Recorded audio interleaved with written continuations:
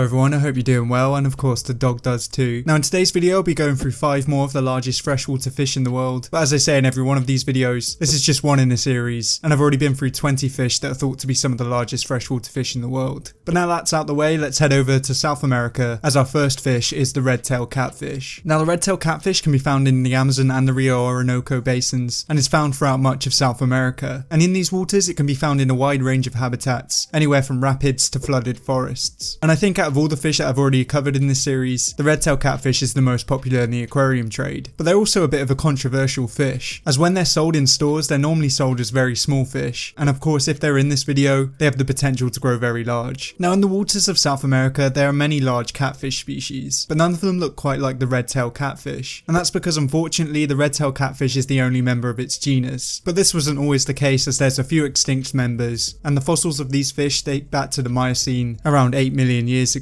Now the red-tail catfish obviously got its name from its big red tail, but this isn't the only colourful part of its body, as they have a very white underbelly, and this can even be yellow in some cases, and this has led to one of their common names being the banana catfish, because their chunky shape and yellow bellies make them look quite like a banana. Now like many other large catfish, the red-tail catfish is a very hungry fish, and will often eat anything it can fit in its mouth, and in the wild this normally consists of smaller fish, crustaceans and fallen fruits, and if you take a trip down to your local public aquarium you'll almost certainly find a red-tail catfish there, and that's because, as I covered, they're sold very young and they grow very big. So most people buy these so-called kittens and then they eventually outgrow their home and are relocated to public aquariums. And because of their size and beauty, in the wild they're a popular game fish, and many fishermen will travel the world to catch this species. And if you do manage to land one of these giants, you'll notice something when you haul them out of the water, as they make a sort of piggish grunting sound by forcing air over their gills.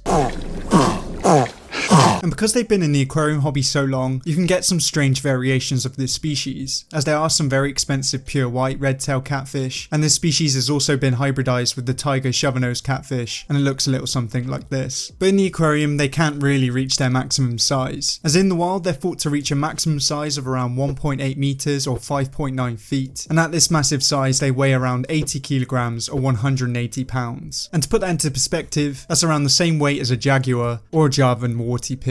So although it's not the largest catfish in South America, it is one of the most striking. But for our next species we'll be staying in South America, as we have the Dorado. Now Dorado is primarily a riverine species, but can also be found in lakes and ponds, and is quite widespread throughout South America, being found in Brazil, Bolivia, Paraguay, Uruguay and Argentina. And despite having salmonus in its name, the Dorado is not related to any species of salmon, and neither is it related to the saltwater fish also called the Dorado, as it's actually a species of tetra. And its nickname the Dorado comes from its colour, as it almost looks like a fish-shaped bar of gold, and the Portuguese word dorado and the Spanish word dorado both mean golden. Now if you haven't noticed already, the Dorado has a very large mouth and very sharp teeth, so it's no surprise that this fish is an apex predator and doesn't spend all day munching on vegetables. Now the Dorado has a few other members in its genus, but none of them reach quite the same size or colour as the true Dorado. But this fish is primarily piscivorous, eating a wide variety of fish, some of them very popular in the aquarium. But this species has also been recorded feeding on large insects, crustaceans and small vertebrates, such as small lizards and birds. And the Dorado is a migratory species, typically travelling around 250 miles upstream to spawn each year. And although they're a solitary species, they tend to do this in large groups. And just like many other large migratory species, Dorado's numbers are in decline. This is mainly due down to the construction of hydroelectric dams, and also because of overfishing. And because of their decline in numbers, Paraguay instated a 5-year fishing ban on this species to help their numbers bounce back. And although giants are pretty rare nowadays, they're thought to reach a maximum size of around 1.5 meters or 4.9 feet. And at this size they weigh around 38 kilograms or 84 pounds. And to put that into perspective, that's around the same weight as a striped hyena or a springbok. So although it's not quite the same size as the catfish, it definitely gives it a run for its money with its bright colour. But for our next species we'll move to pretty much all worldwide tropical and subtropical coastal regions, as we have the large-toothed sawfish. Now in pretty much every episode of this series I've started to include brackish water fish, and although I wouldn't really list them as true freshwater fish, pretty much everywhere online does. And because I included the beluga sturgeon, I might as well include the large-toothed sawfish. Now although this species can be found in both marine and freshwater conditions, it tends to spend most of its time in between both, as they're normally found in river mouths or estuarine areas, and this seems to be where they spend most of their time. And although it tends to be found in coastal regions, it's been found as far as 830 miles or 1,340 kilometers up rivers. And there seems to be a population of large-toothed sawfish in Lake Nicaragua, and these specimens spend most if not all of their time in freshwater, so I guess it does have a place on this list. And although this fish looks quite a lot like a shark, it's actually a species of ray, and they have an elongated snout or rostrum that is studded with teeth, and they swing this rostrum side to side to stun schooling fishes. And like some species of sharks and rays, they also have electroreceptors, which helps them find fish that are buried underneath the sand. But despite their slightly mean appearance, sawfish are very docile and harmless to humans, except from when they're captured or caught in nets, where they can inflict serious injuries with their saw. But their highly adapted rostrum and their overall strange look has led them to be targeted by humans for years, as their saws have often been collected and sold as trophies, or historically sawfish saws have been used in religious rituals and traditional medicine. But more recently they've come under threat for another reason, as their meat is highly valued and their fins are also sometimes used in shark fin soup. And because of overfishing and habitat loss, they are now a critically endangered species. But in their heyday they could reach massive sizes, as they're thought to reach a massive 7.5 meters long or 25 feet. And at this size they're thought to weigh around 600 kilograms or around 1,330 pounds. And to put that into perspective, that's around the same weight as an American bison or a yak. So whether you think it's freshwater or not, it is one of the largest fish in the world. But for our next species we'll be heading over to Southeast Asia, as we have the giant snakehead. Now this fish is quite fitting for this list, as it has the word giant in its name. And this species is quite widespread throughout much of Southeast Asia, being found in a wide range of countries including Laos, Thailand, Cambodia and Vietnam. And in these areas it tends to prefer slower moving waters and can survive in surprisingly small bodies of water, as they can be found in swamps and ditches as well as man-made canals and reservoirs. But in the Western world, snakeheads have been quite villainized throughout the media, as they do have a very high risk of being an invasive species. And this has been proven throughout much of the US, as the northern snakehead and the bullseye snakehead have become major problems in some of the states across the US. But I believe that the snakeheads aren't the monsters that the media wants you to think they are, as some of the things that make them such a problem fish also make them very interesting. As snakeheads have the ability to breathe atmospheric oxygen, which means that they can live in very oxygen deprived conditions. And when they find themselves in a waterway that's drying up, they simply jump out of the water until they find another water source. And as you can probably tell from the snakehead's teeth, it is an apex predator and mainly feeds on other fish, but is also known to have a taste for amphibians and large insects. But snakeheads also have a soft side too, as not only do they move very elegantly and have some pretty amazing colours, but they're also one of the best fish parents out there, as they tend to guard their eggs in their nest, and once the fry are born, most snakeheads look after their young until they can fend for themselves. And snakeheads go through a bit of a colour change from fry to adult, as they're often sometimes called the red snakehead, as the fry are normally a red colour before eventually reaching a black and white colour of the adults. And in the wild they're thought to reach a maximum size of around 1.5 meters or 4.9 feet. And at this size they weigh around 20 kilograms or 44 pounds. And to put that into perspective, that's around the same weight as an American beaver or a maned wolf. So although they're quite long, because they have a snakish body, they're not the heaviest on this list by far. Now for our next species we'll be heading over to Cuba, as we have the Cuban gar. Now I have already featured the alligator gar in one of these videos. I'm very confident in saying that's the king of gars. But the Cuban gar is endemic to Cuba and is the second largest gar species. It's normally found throughout the western parts of the island and is found in various habitats from large lakes to rivers and sluggish tributaries, and it's known to be able to survive in both fresh and brackish waters. Now the Cuban gar is generally a solitary species, but during the spawning season, larger parties of around 20 gar form to hunt, and just like the giant snakehead, it is able to breathe atmospheric oxygen, meaning that they can live in waterways that many other fish can't. And in these waters the Cuban gar is an ambush predator, feeding mainly on smaller fishes and aquatic crustaceans. And just like many other American species such as sturgeons and paddlefish, gars are very primitive species and have been on this planet for millions of years. But unfortunately the Cuban gar may not be on this planet for many years more, as they're currently critically endangered, mainly due down to overfishing and habitat loss. But it hasn't helped that largemouth bass have been introduced into the area and young Cuban gar are prey to these bass. There are now attempts to restore the natural population by using them in aquaculture, but these are still in the infant stages. But the Cuban gar have their own little trick to help their eggs develop, as just like the alligator gar, the Cuban gar isn't toxic itself, but its eggs are, and this prevents many other animals from eating their eggs, and if you did you'd fall very ill. And although they're a lot rarer nowadays, they're thought to reach a maximum size of around 2 meters or 6.6 feet. And the fish of this size weighs around 40 kilograms or around 90 pounds. And to put that into perspective, that's around the same weight as a brown hyena or a chimpanzee. And although it's not the largest gar, it still is a giant. But that's about all for this video. Let me know if you've got any other suggestions for the next episode in the series, and you can do that in the comments down below. But thank Thank you for watching. If you liked it, please leave a like and subscribe if you want to see more videos like these. And until next time,